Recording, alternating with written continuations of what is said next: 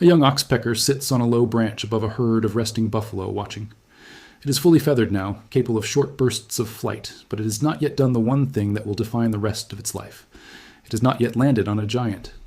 Below, an adult female moves calmly across a buffalo's back, gripping thick, cracked hide with claws built in. Exactly for this purpose, tilting her head into a fold of skin near the ear, pulling free a tick in a single practiced motion. The young bird watches every second of it. It does not know yet how easily a single mistake here could end its life. It only knows that this is where food comes from, and that somehow it has to learn to do the same thing. Animal that could kill without even meaning to. A buffalo's shoulder can weigh more than half a ton and can twitch, buck, or roll without warning. A giraffe's leg can swing with enough force to snap a bone. A hippo's jaw, closing by reflex rather than intention, can crush almost anything caught inside it.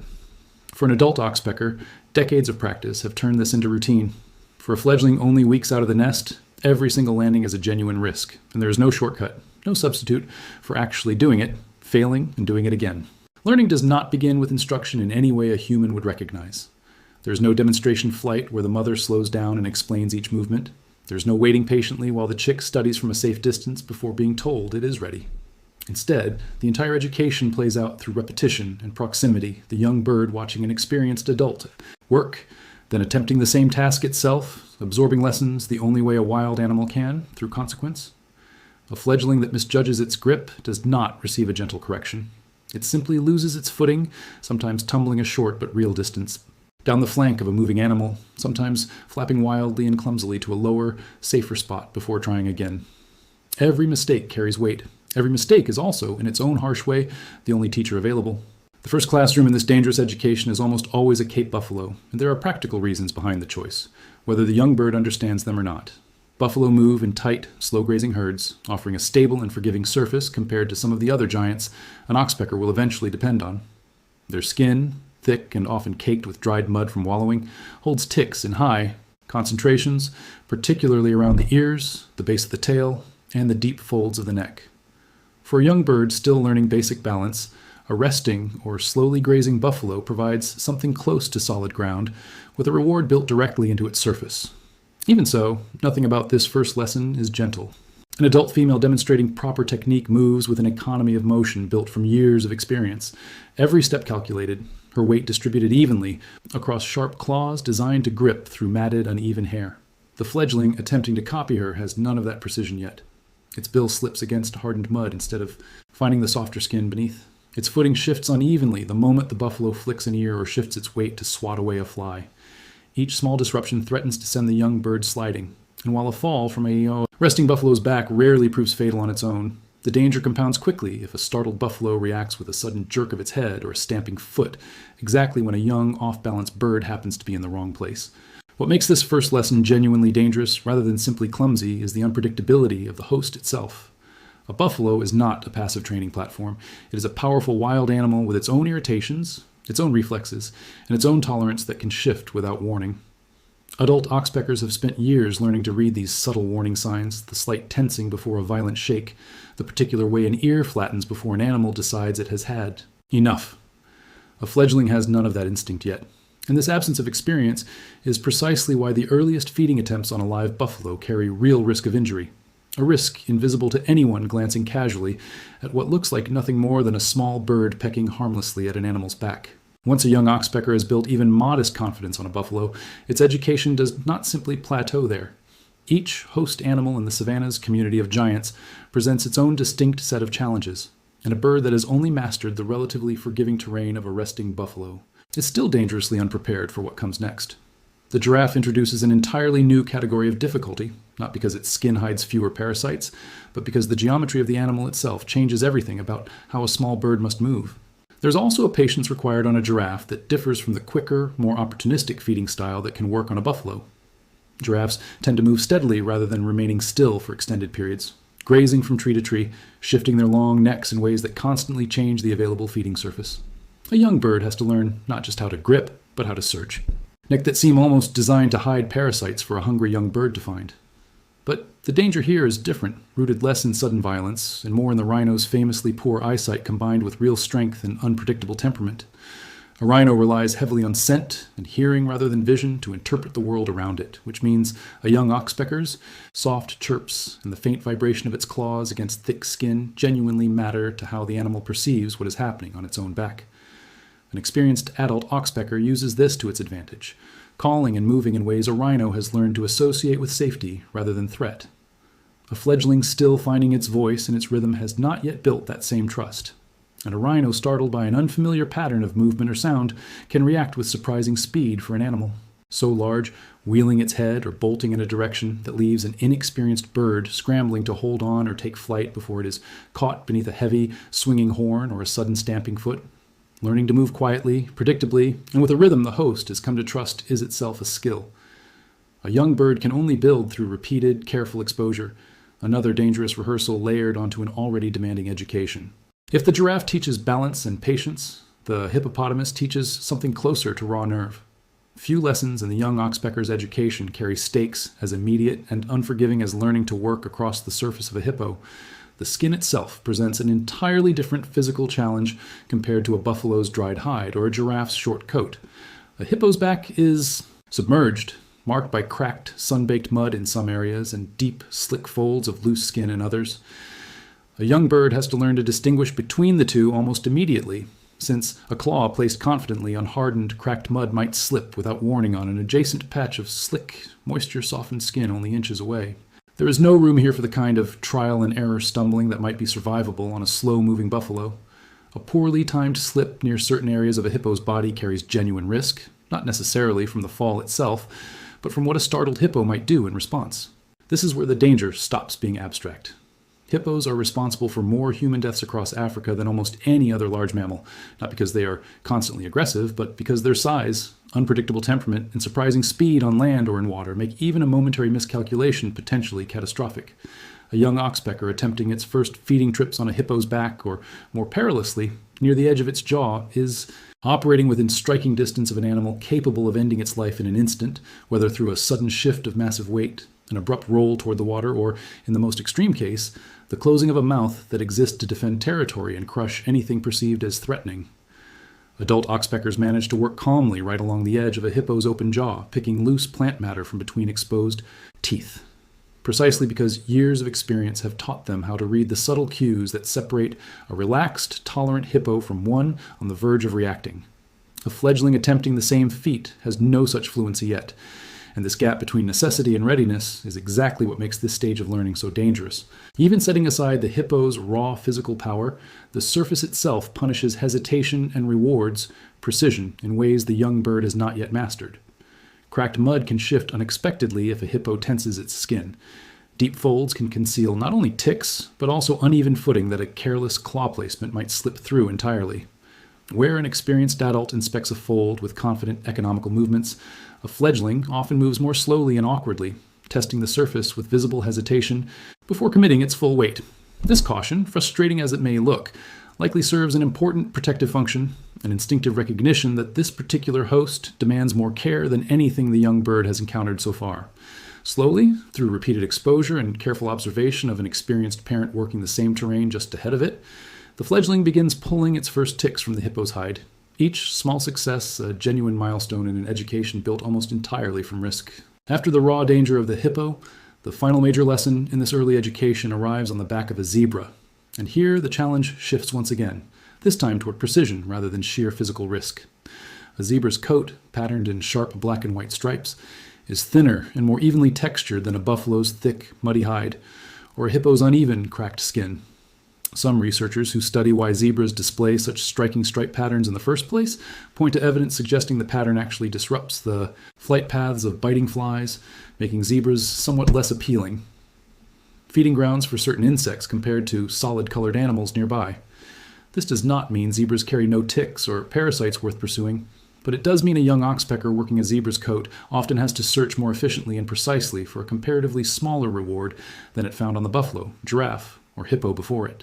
Zebras also tend to be more skittish and quicker to react than the other hosts in this early education, another layer of difficulty for a bird still refining its instincts.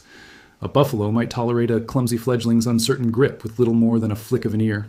A zebra, more prone to sudden, sharp movements when startled, offers far less patience for hesitation or repeated missteps. By the time a young oxpecker reaches this stage of its education, though, something noticeable has usually already changed in its behavior. Where its first attempts on the buffalo were marked by visible slips and awkward recoveries, its movements on the zebra tend to show a growing steadiness, choosing a position along the edge of a stripe, lowering its bill with more confidence, searching methodically rather than frantically, and successfully removing a tick with a precision that would have seemed impossible only days or weeks earlier. Part of what makes this apprenticeship so genuinely dangerous is that the warning signs a young bird must learn to recognize are rarely dramatic or obvious until it is almost too late. A buffalo preparing to shake off an irritating fly does not announce the movement clearly in advance. A hippo shifting from calm tolerance toward defensive agitation often gives only the faintest tensing of muscle or a subtle change in breathing rhythm before reacting decisively. Adult. Oxpeckers have spent years building an almost unconscious fluency in reading these small, easily missed signals, reacting to them before a human observer would even notice anything had changed. A fledgling, by contrast, often only learns to recognize a particular warning sign after experiencing the consequence of missing it once already. A near miss that sends it scrambling into flight a half-second later than it should have, or a startled retreat after a host's sudden movement nearly catches it off guard. Each of these close calls functions as a harsh but effective lesson, sharpening the young bird's instincts in a way that no amount of passive observation alone could fully replicate.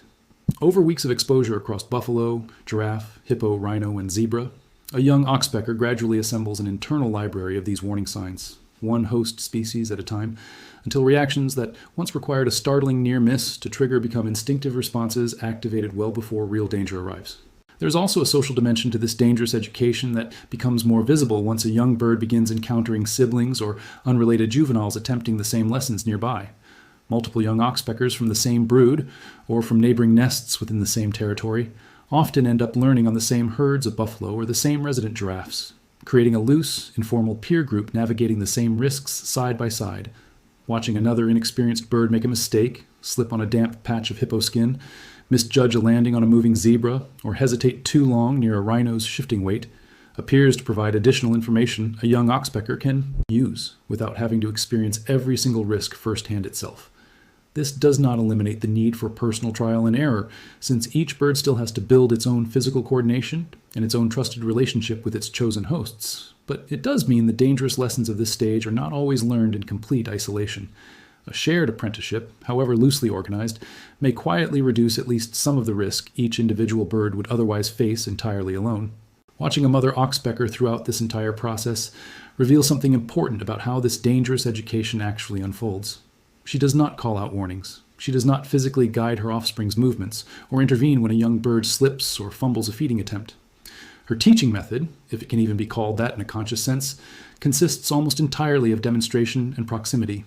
She moves ahead, performs the task correctly, and allows the young bird to observe, attempt, fail, try again entirely on its own terms.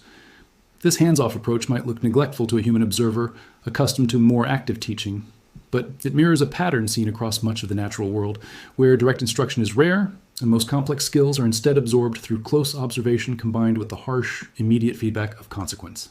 There's a reason evolution appears to have settled on this particular method, rather than something gentler or more protective. An oxpecker chick that is sheltered from every possible risk during this critical learning period would likely reach independence without ever developing the instinctive caution, balance, and precision needed to survive a lifetime of feeding on unpredictable giants.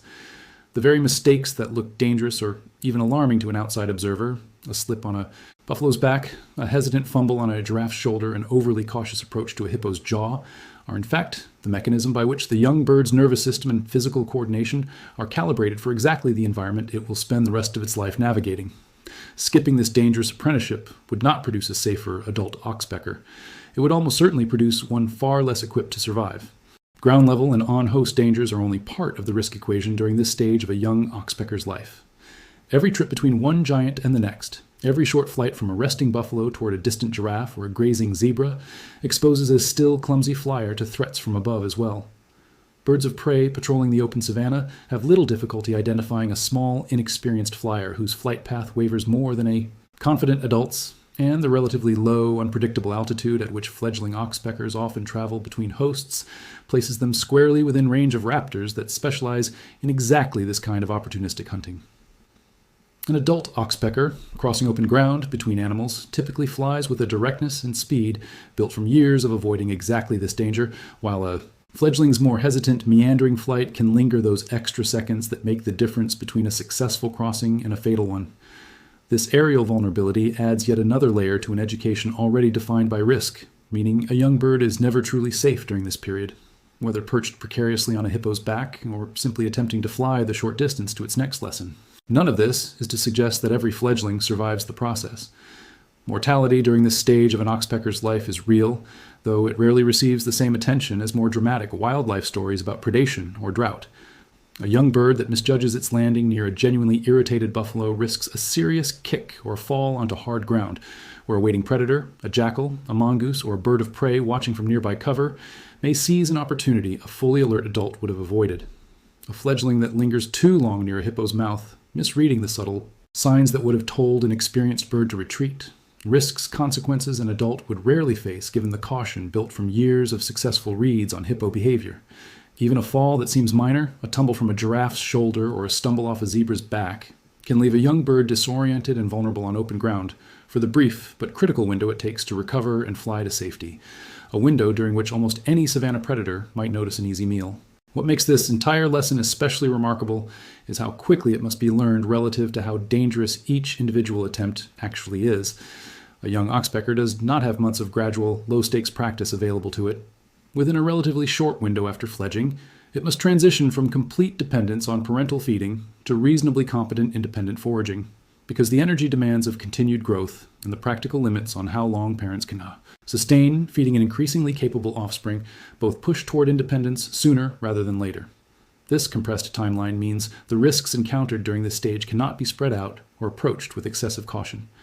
The young bird has to attempt real feeding trips on real, unpredictable animals almost immediately, with genuine consequences attached to failure from the very first attempts, a pressure that few young animals in the natural world face in quite such a physically dangerous and immediate form. The payoff for surviving this dangerous stretch of life is significant, and it explains why evolution has tolerated such a costly, high-risk method of learning in the first place. An oxpecker that successfully absorbs every lesson from this early period, the grip and balance learned on a buffalo, the height and patience demanded by a giraffe, the nerve required near a hippo's jaw, the quiet trust built with a wary rhino, and the precision rewarded on a zebra's coat, emerges with a versatile skill set that very few other birds on the savanna can match. This versatility allows a single adult oxpecker to move fluidly between an enormous range of host species over the course of its life, adapting its technique to whatever giant happens to be nearby, rather than depending narrowly on just one type of animal for survival. In an environment where herds shift with the seasons, where drought can scatter buffalo while leaving giraffes browsing nearby trees, and where a resident rhino population might decline while zebra numbers hold steady, this flexibility built through early, dangerous practice becomes a genuine survival advantage, allowing a well-trained adult to follow whatever food source the landscape currently offers, rather than being trapped by the narrow habits of an incomplete education. By the time a young oxpecker has worked its way through this rotation of hosts, the buffalo that taught it basic grip and balance, the giraffe that demanded patience and precision at height, the hippo that forced it to develop genuine nerve and careful reading of a powerful animal's mood, and finally the zebra that rewarded refined, efficient searching, something fundamental has shifted in how it moves through the world. The visible hesitation of its earliest attempts has largely given way to the confident, almost casual competence that defines adult oxpecker behavior. The same fearless posture that makes wildlife photographs of these birds working calmly along a rhino's horn or inside a hippo's open mouth seem so effortless to anyone unaware of exactly how much danger and repeated failure it took to arrive at that apparent ease. This is, in the end, the real story hidden behind every calm, confident image of an adult oxpecker perched fearlessly on the back of one of Africa's giants. That confidence was never guaranteed. It was built, piece by dangerous piece, across a series of genuinely risky lessons that offered no shortcuts and no guarantee of survival, taught not through words or warnings, but through the quiet, relentless example of a parent who simply kept moving forward and trusted that watching, failing, and trying again would eventually be enough. For every oxpecker now working confidently across the hide of a buffalo, the shoulder of a giraffe, the back of a hippo, or the striped coat of a zebra, there was once a much younger, much more uncertain bird clinging desperately to the same surface, one mistake away from disaster, slowly learning the only lesson that has ever mattered in this strange and demanding partnership between the smallest and largest animals of the African savanna. Hold your footing, watch carefully, and no matter how many times you fall, try again.